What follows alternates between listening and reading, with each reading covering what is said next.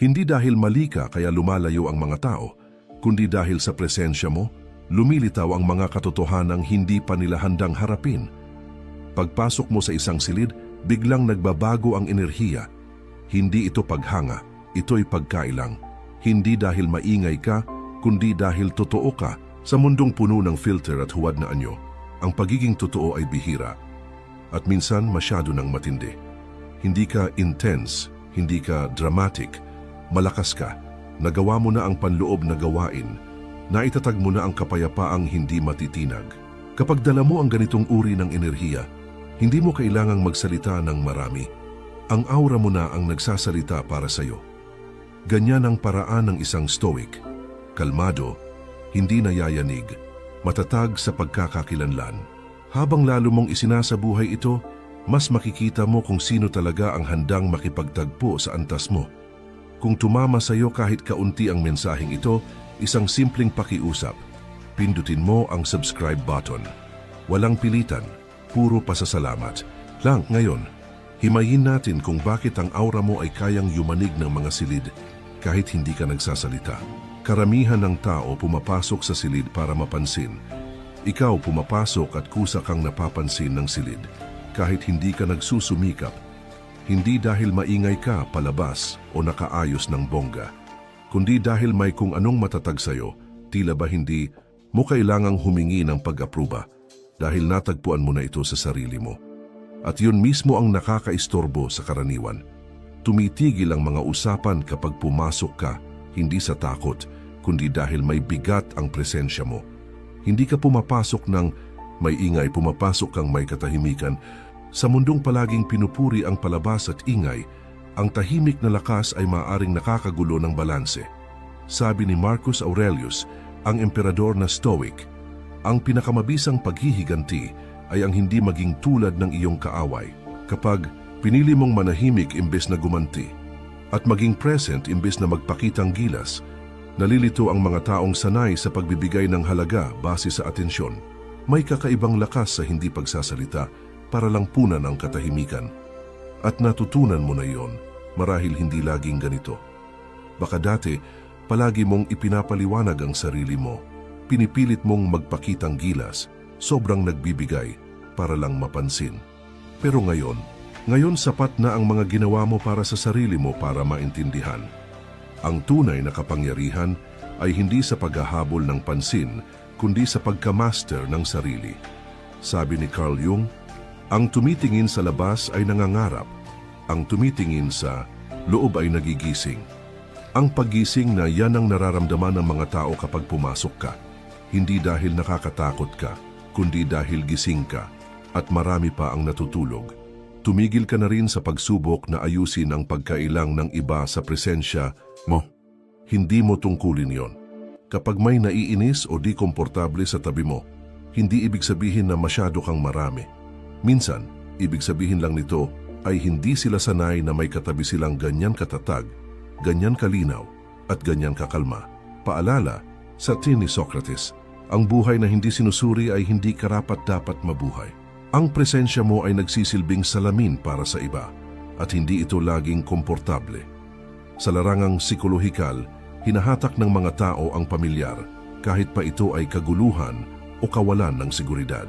Kaya kapag pumasok kang kalmado, tiwala, hindi nababahala, nagkakaroon ng contrast. At sa bawat contrast napapansin ka. May ilang mahuhumaling dito, ang iba ay lalayo, pero wala ni isa ang magwawalang bahala. Ito ang na-master mo kahit hindi mo sinasadya. Kontrol sa emosyon. Hindi ikaw ang hinuhubog ng silid. Ikaw ang humuhubog sa silid sa mismong presensya mo pa lang. Sabi ni Aristotle, ang pagkakilala sa sarili ang simula ng lahat ng karunungan. Naglaan ka ng oras para kilalanin ang sarili mo. Nilinaw mo ang mga pinapahalagahan mo. Natutunan mong magsalita kung kailan mahalaga at manahimik kapag hindi kailangan. Nauunawaan mo na hindi lahat ng laban ay sayo at hindi lahat ng entablado ay dapat mong akyatin. Ang ganitong uri ng pagpipigil, disiplina yan, respeto sa sarili, at sa panahon ngayon bihira. Sanay ang mundo na lahat ay nagpapakita, nagbabahagi ng sobra, nagpapasikat, pero ikaw, tahimik ka lang, nakikinig. nagmamasid, nagsasalita lang kapag may saysay. Ang ganitong enerhiya, hindi lang basta pumapasok sa silid, binabago nito ang kahulugan ng buong kwarto. Ikaw ang buhay na patunay sa turo ni Epictetus. Walang taong tunay na malaya kung hindi niya na-master ang sarili niya. Pumasok ka na sa kalayaang yan. Binitawan mo na ang pangangailangang ipaliwanag ang presensya mo o bigyang katuwiran ang katahimikan mo. At sa pagbitiw na yon, naging salamin ka. Ipinapakita mo sa iba kung saang bahagi sila hindi paganap na malaya.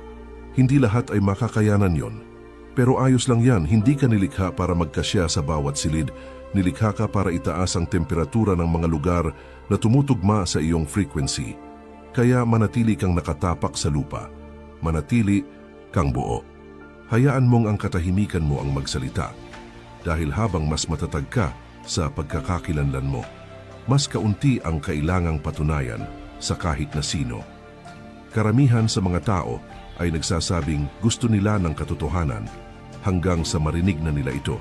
Nakakatawang isipin na ang totoo, kahit sabihin ng mahinahon, ay parang sampal sa mga taong matagal nang iniiwasan ito. Marahil napansin mo na, hindi ka nagkukunwari at yan ang nakakagulo sa mga taong ang buong pagkatao ay nakasalalay sa pagpapanggap. Hindi ka nakikipag-small talk para lang mapalipas ang oras. Hindi ka ngumingiti para lang mapanatili ang katahimikan. Nagsasalita ka mula sa puso at kapag may mali, tinutukoy mo ito, hindi para maging bastos, kundi dahil may pakialam ka. May pakialam kang hindi magsinungaling. Ang ganitong klase ng katapatan ay bihira at madalas hindi naiintindihan. Tatawagin ka ng iba na masungit, malamig o OA, pero ang totoo, ang sinasabi nila ay, pinaramdam mo sa akin ang isang bagay na hindi pa ako handang maramdaman. Sabi ni Plato, walang higit na kinamumuhian kaysa sa taong nagsasabi ng totoo. At kapag nagsalita ka, hindi lang ito salita, ito'y enerhiya, ito'y presensya. Pinipilit nitong harapin ng mga tao ang mga bahagi ng sarili nilang matagal na nilang iniiwasan. Sa mundong puno ng mababaw na usapan, mga pampaganda, mga huwad na anyo, nasa lahat ng sulok ito. Pero ikaw, hindi ka ganon. Hindi ka ginawa para magtago sa karamihan. Hindi ka nilikha para tumango at ngumiti kapag ang buong loob mo'y nagsasabing, hindi ito totoo. Sabi ni Carl Jung, gagawin ng tao ang lahat, gaano man ito kahangal, wag lang harapin ang kanilang sariling kaluluwa. At kaya masakit ang katapatan mo. Hindi mo sinasadya, pero tinatamaan ng liwanag mo ang mga bagay na pilit nilang ibinabaon. Isipin mo, yung kaibigang nagtatanong ng opinyon mo, pero biglang nasasaktan pag sinagot mo. Gusto nila ng pagpapatunay, hindi katotohanan. Pero binigay mo pa rin ang totoo dahil ang pambobola ay hindi bahagi ng pagkatao mo. At yung sandaling yon, yung pagkagulat nila, yun ang nagpapakita ng pagkakaiba mo. Hindi ka salamin na nagpapaganda. Isa kang salamin na malinaw, matapat at direkta. Ang pananaw ng isang stoic sa katotohanan para sa mga stoic, ang katapatan ay hindi lang kabutihan, isa itong pananagutan. Sabi ni Epictetus, kung gusto mong umunlad, maging kontento sa pagiging mukhang hangal sa paningin ng iba. Bakit? Dahil ang pagiging tapat, lalo na kapag hindi ito komportable, ay maaaring hindi ka maging sikat ngayon, pero sa huli, ikaw ang paniniwalaan. Hindi mo kailangang mahalin ng lahat. Ang kailangan mo ay respetuhin ng mga tamang tao. At may mas malalim pa diyan kapag nagsabi ka ng totoo, nagkakaroon ng alitan at sa alitan may paglago. Hindi lahat handa para doon. Pero yung mga handa, hinding-hindi nila makakalimutan ang sinabi mo kahit pa masakit. Iisipin nila yon habang mag-isa. Babalik at babalik yan sa isip nila. Marirealize nilang ikaw lang ang nagkaroon ng tapang na maging totoo sa kanila. Ang tapang ng katapatan at intuition, sabi ni Aristotle, ang tapang ang unang katangian ng tao dahil ito ang nagpapaganap sa lahat ng iba pa. Kasama na roon ang tapang na magsalita ng tapat, na maging boses sa loob ng silid, na hindi tatango para lang makisama. Hindi ito kayabangan, ito ay pagkakahanay. Malamang tinawag ka na ng iba na masyadong tapat. Pero baliktarin natin, ang totoo sinasabi lang nila ay Hindi mo kinakatakutang banggitin ang mga bagay na ako'y hindi pa handang harapin. Yan ang lakas. Yan ang linaw. Yan ang pamumuno. May uri ng pagkaalam na hindi mo naririnig sa salita ng tao. Nararamdaman mo ito sa hindi nila sinasabi. Ramdam mo, alam mo, para bang nakatono ang isipan mo sa frequency na hindi pa alam ng karamihan. May pumasok sa silid, nakangiti, sinasabi ang tamang bagay, tumatawa sa tamang sandali. Pero sa ilalim nun, ramdam mo yung paninigas ng balikat, yung higpit ng boses, yung kisap ng mata. May mali at alam mo yon, hindi yan mahika. Yan ang emosyonal na kamalayan, intuisyong pinatalas ng karanasan, obserbasyon at sakit. Sabi ulit ni Carl Jung, hanggat hindi mo ginagawang mulat ang hindi mo namamalayang sarili, ito ang magdidikta ng buhay mo at tatawagin mo itong tadhana. Ang ginawa mo ay gawing malinaw ang hindi nakikita, hindi lang sa sarili mo, kundi sa iba rin. Natutunan mong basahin ang nasa likod ng kurtina. Naniniwala si Socrates na ang karunungan ay nagsisimula sa pagkaunawa sa sarili. At kapag malinaw ka na sa loob, unti-unti mo ring naiintindihan ng iba. Ang mga galaw nila, ang sugat nila, ang enerhiya nila. At dahil dito, ramdam nila na nakikita sila, marahil sobra pa nga. Ang lakas ng katapatan at tunay na pagkatao ang totoo, hindi komportable ang karamihan kapag ramdam nilang nababasa mo sila agad.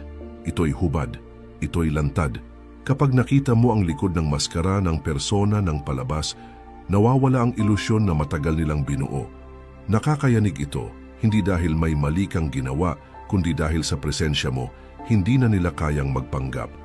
Kaya kapag may kutob, pakinggan mo yon. Huwag mong baliwalain, huwag mong ipaliwanag sa sarili mo.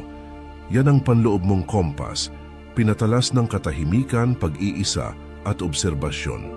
Tinawag ito ng mga Stoic na proairesis, ang kakayahang pumili ng tugon base sa lohika at katinuan mula sa loob. Kasama rito ang intuition mo, hindi ito hula, hindi ito sapantaha. Ito ang tahimik na paraan ng isip para sabihing, ito ang totoo bago ka pa makaisip ng dahilan. May mga taong pinapaliwanag ang silid sa pamamagitan ng ingay. Ikaw, presensya lang sapat na. May hatak ka. May enerhiya kang hindi inaakala ng iba pero gusto nilang maintindihan. Minsan gusto pa nilang makahiram kahit kaunti. Pero ang hindi nila inaasahan ay ang salamin na dala mo. Dahil kapag lumapit sila sa'yo, hindi lang ito aliw. Ito'y pagharap sa katotohanan. Hindi ka nagpapanggap. Hindi ka sumusunod sa script ng karamihan sa mga tao. Dumadating kang totoo, matatag, grounded. At kapag hindi sanay ang isang tao sa ganitong klaseng enerhiya, natataranta sila. Parang pagtayo sa tabi ng apoy. Mainit, oo. Pero mapapansin mo rin kung gaano kalamig ang mga kamay mo bago ka pa pumasok. Iyon. Ang bagay, ang presensya mo ay nakalalantad. Hindi dahil humahatol ka, kundi dahil totoo ka sa mundong bihira ang pagiging totoo. Sabi ni Plato, ang sukatan ng isang tao ay kung paano niya ginagamit ang kapangyarihan. At ikaw, hindi mo ginagamit ang presensya mo para manipulahin o kontrolin, hindi mo ginagamit ang presensya mo para manipulahin o kontrolin. Naroroon ka lang. Pero kahit yun, makapangyarihan na. Dahil habang ang iba ay patuloy pang inaalam kung sino sila, ang katiyakan mo sa sarili ay parang biglang liwanag. Napapaisip sila kung totoo ba ang maskara nila, ang mga kwento nila, ang komportabling mundong kinagisnan nila. Pinag-usapan ni Carl Jung kung paanong nagiging malinaw lang ang paningin mo kapag natuto kang tumingin sa sarili mong puso. Kapag kasama ka ng ibang tao, nakikita nila ang kapiraso ng kalinawan na galing sa puso. Para sa ilan, inspirasyon yon. Para sa iba, nakakakaba dahil naaalala nila ang lahat ng matagal na nilang iniiwasan. Kaya kung may mga taong lumalapit pero biglang lumalayo, huwag mong dibdibin. Ang enerhiya mo lang ang nagtatanong ng tanong na hindi pa sila handang sagutin. At ayos lang yon. Hindi lahat ay para manatili. Pero yung mga nananatili, sila yung handang umangat kasama mo. Ang pribilehiyo ng pag-iisa, may mga taong takot mag-isa. Para bang parusa ito. Pero sa'yo ito'y isang pribilehiyo. Habang ang iba ay nagmamadaling punuin ang katahimikan ng ingay, natuklasan mo ang kapangyarihan sa katahimikan. Hindi ibig sabihin na ikaw ay malamig o hindi pala kaibigan. Ang totoo, natagpuan mo lang ang isang bagay na hindi pa nakita ng karamihan. Ang kapayapaan mo ay hindi nanggagaling sa labas, nanggagaling ito sa loob. Sa kulturang lulong sa koneksyon at ingay, ang pag-iisa ay tila kahina-hinala. Kapag hindi ka nagpo-post, hindi nagpaparamdam o hindi palaging may kasama, nagtataka ang mga tao kung anong problema mo. Pero ang totoo, walang problema. Sa katunayan, baka ngayon lang nagsisimula maging tama ang lahat. Dahil kapag nag-iisa ka, hindi ka nag-iisa, nakalinya ka. Naririnig mo ang sarili mong iniisip, nararamdaman mo ang emosyon mo ng walang sagabal, nakakapag-check-in ka sa sarili mo, walang filter, walang pressure. Naniniwala ang mga Stoic sa kapangyarihan ng pag-iisa dahil dito, sabi ni Seneca, mas madalas tayong naghihirap sa imahinasyon kaysa sa realidad. At sa pag-iisa, doon natin unang nakikita ang pagkakaiba. Unti-unting nawawala ang mga ilusyon, ang ingay, ang drama. Natatanong mo, ano ba talaga ang totoo rito? Alin ang dapat kong buhatin? Alin lang ang ingay mula sa mundo? Tinawag ni Aristotle ang pagmumuni-muni bilang pinakamataas na uri ng aktibidad ng tao. Bakit? Dahil kapag hindi ka abalang tumutugon sa mundo, ikaw mismo ang humuhubog kung paano ka tutugon dito. Sa espasyong iyon sa pagitan ng stimulus at reaksyon, nabubuo ang lakas mo at doon rin tumatalas ang kalinawan mo. Napansin din ni Carl Jung, ang kalungkutan ay hindi dulot ng kawalan ng tao sa paligid, kundi ng kawalan ng kakayahang ipahayag ang mga bagay na mahalaga sa iyo. Malamang naramdaman mo na rin yon. Yung pakiramdam na kahit nasa maraming tao ka, parang wala ka pa ring koneksyon dahil ang hanap mo, lalim, hindi lang presensya. At ang lalim ay nagsisimula sa pag-iisa. Kaya huwag mong hayaang iparamdam ng iba na kakaiba ka dahil gusto mong makasama ang sarili mo. Huwag mong pigilin ang katahimikan mo para lang tumugma sa kaguluhan ng iba. Ang oras mo mag-isa ay hindi bakante, banal ito. Diyan mo pinapatalas ang isip mo, hinilom ang mga sugat mo, at pinubuo ang uri ng kapayapaang hindi natitinag kahit gaano kaingay ang mundo. Patuloy mo yung alagaan dahil sa katahimikan na yan, nandoon ang pinakamatalim mong kalinawan at ang pinakamalalim mong lakas, pag-akit sa mga talagang nakatadhana. Para sa iyo darating ang punto sa buhay na mapagtatanto mong walang saysay ang habol, hindi para sa tao, hindi para sa pag-ibig, hindi para sa pagkilala. At kapag dumating ang sandaling yon, may parte sa loob mo na tila tumitigil sa pag-aalboruto. Tumatanggap ka. Tumitigil kang piliting pumasok sa mga lugar na nilampasan mo na. Tumitigil ka sa pagpapaliwanag ng halaga mo sa mga ayaw namang makakita nito. Hindi ito pagkasuya, ito ay pagkakatugma. Hindi ka malamig, klaro ka lang. Hindi ka mailap, maingat ka lang. At malaking bagay ang kaibahan na yun. Dahil kapag pinaghirapan mong kilalanin ang sarili mo, harapin ang mga anino mo at matutong damayan ang sarili mo, nagbabago ang enerhiya mo. Hindi na ito umaabot, nagsisimula na itong umakit. Ang para sa'yo kusa ng lumalapit, hindi dahil pinilit mo, kundi dahil tumugma ka. Ito ang ibig sabihin ng mga Stoic tungkol sa pagiging sapat sa sarili. Sabi ni Marcus Aurelius, silipin mong mabuti ang sarili mo, may bukal ng lakas sa loob mo na kusang babalik basta't patuloy kang tumingin. Yan ang lakas na dahilan kung bakit hindi mo na kailangang maghabol, dahil kapag alam mo ang dala mo sa mesa, hindi ka natatakot na kumain mag-isa. Maaring hindi ito maintindihan ng iba. Maaring tawagin nilang kayabangan ang kapayapaan mo o paglayo ang pagiging mapanuri mo. Pero ang totoo, tinaasan mo lang ang pamantayan mo. Hindi ka desperado sa koneksyon, may layunin ka rito. Natutunan mong hindi lahat ng pumapasok sa buhay mo ay dapat manatili. At hindi porke masarap sa sandali ay para na sa pag-unlad mo. Sabi ni Aristotle, tayo ay kung ano ang palagi nating ginagawa. Ang kahusayan sa makatuwid ay hindi isang kilos kundi isang ugali. At ang pakikipagkaisa sa sarili mo, isa yang araw-araw na ugali. Iyan ang dahilan kung bakit matatag at kaaya-aya ang enerhiya mo. Hindi dahil sa ingay, hindi dahil sa paghabol, kundi dahil sa katahimikang galing sa kaalaman na hindi mo kailangang habulin ang tunay na para sa iyo. Kaya kapag naramdaman mong gusto mong habulin, magpaliwanag, patunayan ng sarili mo, huminto ka. Dahil kung talagang para sa'yo, hindi ka nito hihilinging iwan ang sarili mo. Manatili kang nakaugat. Piliin mo kung sino at ano ang papasukin. Dahil habang lalong tumutugma ang enerhiya mo, lalong kusa kang mahahanap ng tamang tao at oportunidad. Ang salamin ng presensya mo may kakaibang lakas, ang tunay na katahimikan. Mas malakas pa kaysa sa anumang ingay. Hindi mo kailangang magsalita, nagsasalita ang enerhiya mo para sa'yo. Taglay nito ang tahimik na katiyakan at yung presensya mo nakakayanig. Hindi dahil may ginagawa kang masama, kundi dahil may naipapakita kang totoo. Mabigat ang kapayapaan mo, paalala ito sa mga tao ng mga bagay na matagal na nilang ibinaon sa ingay, abala at pagpapanggap. Kapag nasa tabi ka nila, nagiging malinaw, minsan masakit, na hindi pa nila natatagpuan ang kapayapaan sa loob nila. Ang katahimikan mo ay nagpapakita ng pagkabalisa nila. Ang pagkapirmi mo ay nagpapakita ng pag-iwas nila. At ang pagiging totoo mo pinaparamdam sa kanila kung gaano kasikip ang maskara na matagal na nilang suot.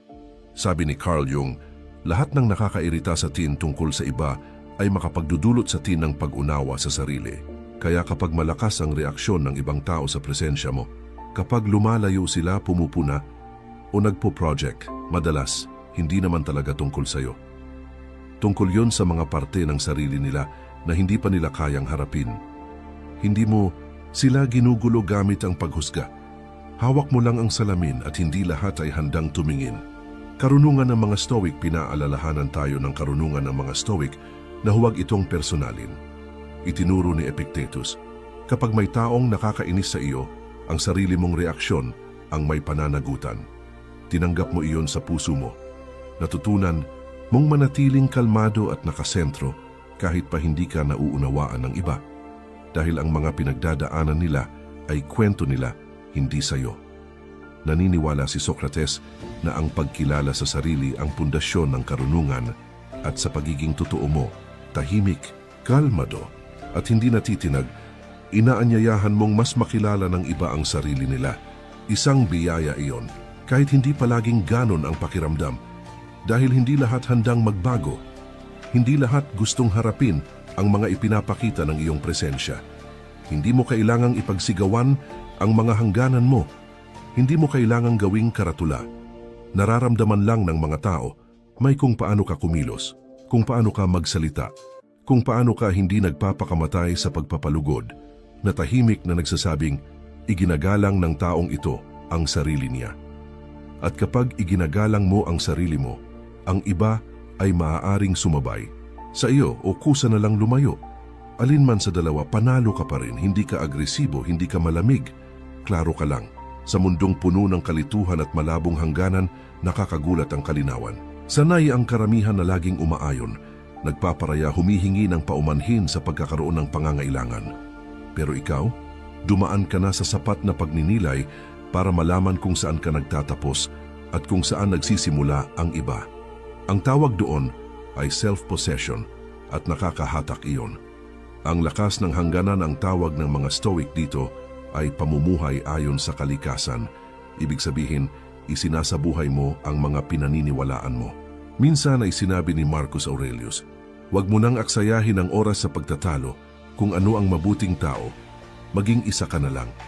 At yan ang ginagawa mo kapag pinaninindigan mo ang hangganan mo, hindi sa paliwanag, kundi sa mismong pagkatao mo. Dahil ang hangganan sa totoo lang ay hindi tungkol sa pagtataboy ng tao. Ito'y tungkol sa pagpapanatili ng linaw ng enerhiya mo. Para silang salain, hindi pader. Hindi sila sumisigaw ng lumayo ka. Bagkus ay ibinubulong nila, kung hindi tayo tugma, hindi ka rin magtatagal. At ang salain na yan, yan ang paraan mo para mapanatili ang katahimikan mo, para hindi mapasok ng kaguluhan, kawalang galang, o mga taong puro hingi ang espasyo mo. Naniniwala si Carl Jung na ang pribilehiyo ng buong buhay ay ang maging tunay na ikaw. At bahagi ng pribilehiyong yan ay ang matutunan kung ano ang kaya at hindi kayang tanggapin. Ang hangganan mo ay hindi pagiging makasarili. Ito'y paggalang sa sarili. Tahimik itong pundasyon ng isang matatag na buhay. Kaya panatilihin mong matatag. Hayaan mo silang gawin ang trabaho nila. Hindi mo kailangang makipagtalo o ipaliwanag ng paulit-ulit. Mararamdaman at rerespetuhin sila ng mga tamang tao. Ang iba, kusa silang mawawala. At hindi iyon kawalan. Iyon ang pagkakaayon sa pagkilos. Pamumuno sa pamamagitan ng halimbawa may tahimik na uri ng pamumuno na hindi nakukuha sa sigaw o pagpapakitang gilas. Nakukuha ito sa simpleng pagiging totoo. Hindi mo layuning baguhin ang kahit sino. Hindi ka nagmamakaawang magbago sila. Isinasabuhay mo lang ang mga pinahahalagahan mo at dahil doon, natitinag ang mga tao. Pinagmamasdan nila kung paano ka kumilos, kung paano ka magdala ng sarili, kung paano mo hinaharap ang presyon nang hindi nawawala sa sarili. At naaapektuhan sila, hindi dahil may gusto kang patunayan, kundi dahil nagawa mo na. Kita ang pag-unlad, kaya ramdam ang disiplina mo, at ang antas ng konsistensyang yon. Hindi yan mapapansin ng basta-basta. Ang ilan ay hahangaan ka ng labis dahil pinaaalala mo sa kanila kung sino ang gusto nilang maging. Ang iba, maaaring tumanggi dahil nahaharap sila sa bahagi ng sarili nilang matagal na nilang tinatago. Pero alinman doon, ang enerhiya mo ay gumagawa ng alon. Sabi ni Aristotle, tayo ay kung ano ang paulit-ulit nating ginagawa. Kaya ang kahusayan ay hindi aksyon kundi ugali. At yan ang naitayo mo, mga ugaling nakaugat sa disiplina, focus at pagkilala sa sarili. Hindi mo lang pinag-uusapan ang pagiging mas mabuti. Isinasagawa mo ito, tahimik, tuloy-tuloy kahit walang nakakakita. Lalo na kapag walang nakakakita. Sabi ni Carl Jung, ang taong hindi pa dumaan sa impyerno ng sarili niyang mga damdamin ay hindi pa talaga ito nalalampasan. At ikaw, nadaanan mo na ang apoy na yon. Hinarap mo ang masasakit na katotohanan. Pinili mo ang mahihirap na desisyon at lumabas kang buo. May uri ng respeto sa sarili na hindi pwedeng pekein. Ang presensyang yan, hindi kailangang mangumbinsi. Nagsasalita ito para sa sarili. Hindi mo ginustong maging huwaran pero naging isa ka pa rin. Dahil totoo ka, dahil ginawa mo ang trabaho, dahil hindi mo tinalikuran ng sarili mo kahit noong mahirap. At ito ang katotohanan. Ang mga tamang tao, hindi sila matatakot sa paglago mo, mahihikayat sila. Makikita nila ang liwanag mo at gagamitin nila ito para sindihan ang kanila. Kaya huwag kang magpahina, huwag kang magpakipot, huwag mong pagdudahan ang landas na tinatahak mo dahil lang hindi pa kayang tahakin iyon ng iba. Nandito ka hindi para mamuno sa ingay, kundi sa pamamagitan ng halimbawa. Ipagpatuloy mo lang. Ang mga nakatakdang sumabay sa iyo, sasabay sila. Karunungan, tiyang katahimikan may mga taong punong-puno ng salita sa bawat sandali dahil kinakabahan sila sa katahimikan. Pero ikaw, hindi. Hindi mo kinatatakutan ang katahimikan. Pagmamay-ari mo ito, may kakaibang lakas sa kung paano mo yakapin ang pananahimik. Hindi ka nagmamadaling magsalita. Hindi ka natataranta sa pagpuno ng espasyo. Hinahayaan mong huminga ito at sa paggawa mo niyon lumilikha ka ng espasyo. Hindi lang sa paligid mo kundi sa loob ng iba. At ang espasyong yon, doon nagsisimulang umalingaw-ngaw ang katotohanan. Kapag tahimik ka, hindi ito bakante. May laman, nararamdaman ng mga tao. Nararamdaman nilang buo ang presensya mo kahit walang sinasabi.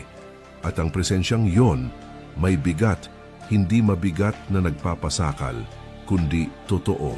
Ang uri ng bigat na biglang nagpaparealize sa iba kung gaano karami ng ingay ang ginagamit nila para takasan ang sarili. Ayon kay Carl Jung, ang pag-iisa ay bukal ng kagalingan na nagpapahalaga sa buhay ko. Ganoon din ang katahimikan mo para sa sarili mo at para sa mga nasa paligid mo. Hindi ito basta paglayo sa mundo, ito ay paglalim at minsan, ang pinakamatinding koneksyon na maibibigay mo ay ang maupo kasama ang isang tao, buo ang presensya kahit walang salita. Marahil naranasan mo na yon, yung 5 minutong katahimikan na mas nauunawaan ka kaysa sa oras ng pag-uusap. Yan ang espasyong binibigay mo. Ang kalmado mo ay hindi lang nakakapagpakalma. Nagsisilbing salamin din ito. At kaya ganon kalalim ang nararamdaman ng iba sa katahimikan mo. Hindi ito tungkol sa pag-iwas, ito ay presensya. Pinarangalan ng mga Stoic ang katahimikan.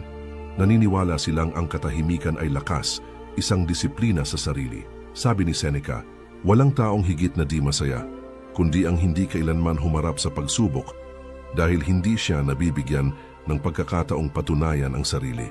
At ikaw, napatunayan mo ang sarili mo. Hindi sa pagsigaw ng kwento mo kundi sa pagtanggap nito, sa pagbibigay daan sa katahimikan mong magsalita. Dati, pinipilit mong ipaliwanag ang sarili mo, halos magpakabali para maintindihan. Gusto mong magets ka ng mga tao. Pagkilala sa sarili, ginusto mong makita nila ang puso mo, ang intensyon mo, ang lalim mo. At noong hindi nila nakita, masakit. Kaya lalo kang nagsikap. Ipinaliwanag mo ang sarili mo. Ipinagtanggol mo ang pagkatao mo. Binawasan mo ang sarili mo para maging mas katanggap-tanggap. Pero hindi na ngayon. Ngayon nakapasok ka na sa mas malalim na espasyo. Napagtanto mong sapat na ang enerhiya mo para magsalita para sa'yo. Hindi mo kailangang kumbinsihin ang kahit sino kung sino ka dahil isinasabuhay mo na ito. Ang ganitong uri ng presensya, kalmado, tahimik, matatag, hindi natitinag, bihira, at kaya ito nakakayanig. Hindi dahil sinasadya mo, kundi dahil karamihan ay nananatili pa rin sa paulit-ulit na siklo ng paghingi ng pagpapatunay. Sabi ni Socrates, para matagpuan mo ang sarili mo, mag-isip ka para sa sarili mo. Iyon mismo ang ginawa mo. Tumigil ka na sa pagbatay ng halaga mo sa opinyon ng iba. Tumigil ka na sa pag-justify ng bawat hangganan, bawat desisyon, bawat damdamin para lang tanggapin. Kilala mo na ang sarili mo at may tiwala kang mararamdaman ng mga dapat makaramdam ang enerhiya mong yon. Wala nang pitch, wala nang paliwanag. Sabi ni Carl Jung, ang pribilehiyo ng isang buong buhay ay ang maging tunay na ikaw. Nakuha mo na ang pribilehiyong iyon sa pamamagitan ng sakit, pagtitiis, at walang sawang paglalago. At ngayong naging ikaw na yung bersyong hindi na nanghihingi, hindi na nagpapaliwanag, hindi na nagpapaliit, iba ka na gumalaw. Hindi na maingay ang kumpiyansa mo na isa sa buhay na ito.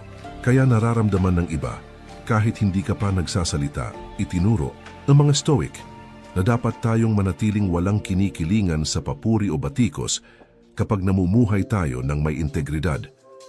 Paalala ni Epictetus, kung gusto mong magbago, tanggapin mong tawagin kang hangal. Dahil ang katotohanan, hindi laging may palakpak. Minsan katahimikan lang o paglayo o pamimintas. At natutunan mong ayos lang yon. Kaya hayaan mo silang magsalita. Hayaan mong hindi ka nila maintindihan. Hindi mo kailangang ipaliwanag ang kapayapaan mo sa mga taong nasa digmaan pa sa sarili nila. Hindi mo kailangang patunayan ang totoo dahil isinabuhay mo na ito. At iyon ang nagsasalita ng higit pa sa anumang salita. Pag-unawa sa proyeksyon, may kakaibang paraan ang insecurities sa pagbago ng katotohanan. Kapag hindi pa nila kilala ang sarili nila, kapag paikot-ikot pa rin sila sa mga maskara at salamin, ang kumpiyansa mo ay hindi nakakapagpakalma, nakakaharap ito. Pumasok ka na may linaw, may katahimikan, may respeto sa sarili at biglang naramdaman nilang lantad sila. Hindi dahil may ginawa kang masama, kundi dahil ipinakita ng presensya mo ang mga hindi pa nila naaayos sa loob nila. Kaya minsan tatawagin ka nilang mayabang, kahit hindi mo naman ipinaparamdam. Ang totoo, sigurado ka lang sa sarili mo. Hindi mo intensyon na mangibabaw. Ang gusto mo lang ay maging totoo. Ang antas ng pagiging buo sa sarili ay bihira at para sa taong di pa ito naranasan, nakakatakot ito. Tinawag ito ni Carl Jung na projection, ang walang malay na paglalagay ng sariling emosyon sa iba. Sabi niya, lahat ng nakakainis sa iba ay may dalang pagkakataong mas maunawaan ang sarili. Kapag may taong nagsabing mayabang ka, malamig ka, umalayo ka, kahit wala namang dahilan, malamang ay sila ang may dinadala. Ikaw lang ang salamin, marahil naranasan mo na ito. Yung sinabing, akala mo kung sino ka kahit hindi mo naman ipinakita iyon. O kaya, ang layo mo na kahit simpleng pagpapatatag lang ng hangganan ng ginawa mo. Mga reaksyong iyon, hindi salamin ng pagkatao mo, salamin ng kanila. At kapag nakilala mo na yon, Tumitigil ka na sa pagbuhat ng mga bagay na hindi naman para sa'yo. Pinaalala ni Marcus Aurelius, may kapangyarihan ka sa isipan mo, hindi sa mga panlabas na pangyayari. Kapag naunawaan mo ito, makakahanap ka ng tunay na lakas. At ang lakas na yan ang nabuo mo. Kakayahang manatili sa gitna kahit sinusubukan kang hilahin ng iba sa gulo nila. Huwag kang magpaliit. Huwag mong pagdudahan ang totoo mo dahil lang naliligaw pa sila. Hayaan mo silang may sarili nilang kwento. Hayaan mong trabahuhin nila ang sarili nilang mga proyeksyon. Basta't huwag mo itong saluhin, hindi iyon ang trabaho mo. Ang trabaho mo ay magpatuloy sa kapayapaan mo, sa layunin mo, sa presensya mo. Dahil ang totoo ay hindi kailangang ipagtanggol. At ang ipinoproject ng iba, hindi mo kailangang buhatin.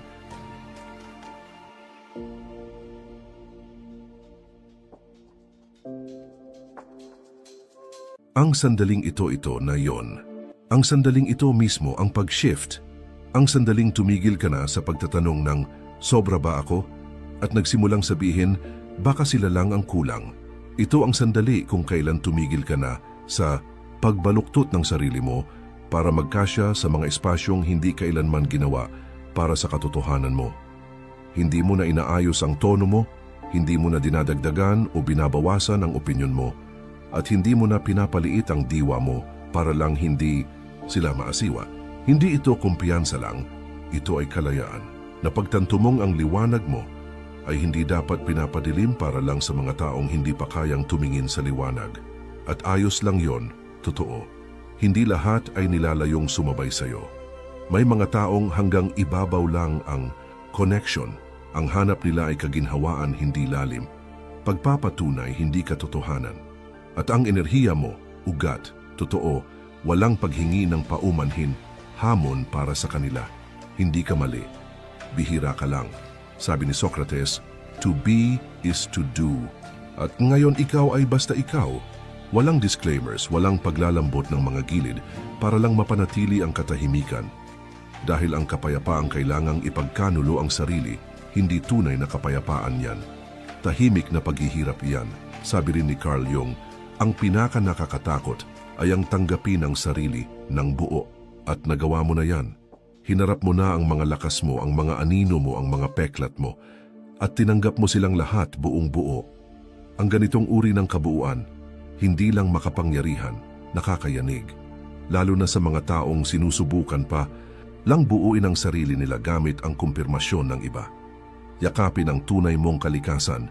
Kung stoic ang tatanungin, sasabihin nilang nagsimula ka ng mabuhay ayon sa kalikasan, ang sarili mong kalikasan. Paalala ni Epictetus, kilalanin mo muna kung sino ka saka mo bihisan ang sarili mo ng naaayon. At yan mismo ang ginagawa mo ngayon. Tumigil ka na sa pag-perform at nagsimulang maging totoo. Lumagpas ka na sa pangangailangang magustuhan ng lahat dahil lumago ka na sa lakas ng pagkakaroon ng respeto mula sa mga tamang tao. Hayaan mong hindi ka nila maintindihan. Hayaan mong maliin nila ang pagkakakilala sa iyo. Hayaan mong lumayo sila. Hindi mo kawalan yan paglilinis ng espasyo yan, espasyo para sa kaakmahan, espasyo para sa pag-angat. Dahil ang enerhiya mo, hindi na ito pwedeng tawaran. Banal na yan. At ang mga talagang para sa iyo, hindi lang nila ito tatanggapin, sasabayan ka nila. Hindi ka kailanman naging sobra. Totoo ka lang sa isang mundong natututo pa lang tumingin sa sarili nito. Kaya magpatuloy ka sa paglalakad sa katotohanan mo. Patuloy mong igalang ang enerhiya mo at huwag na huwag mong papatayin ang liwanag mo para lang mapatahimik ang anino ng iba. Paalala kung ang mensaheng ito ay may tinamaan sa iyo, sa lalim, sa tahimik mong lakas, may isa pa akong video na mas matindi pa rito. At gusto mong mapanood, yon salamat sa pagiging bahagi ng Stoicism, isang tahanan para sa mga nag-iisip, nakakaramdam, at namumuhay na may tahimik na kapangyarihan hanggang sa muli.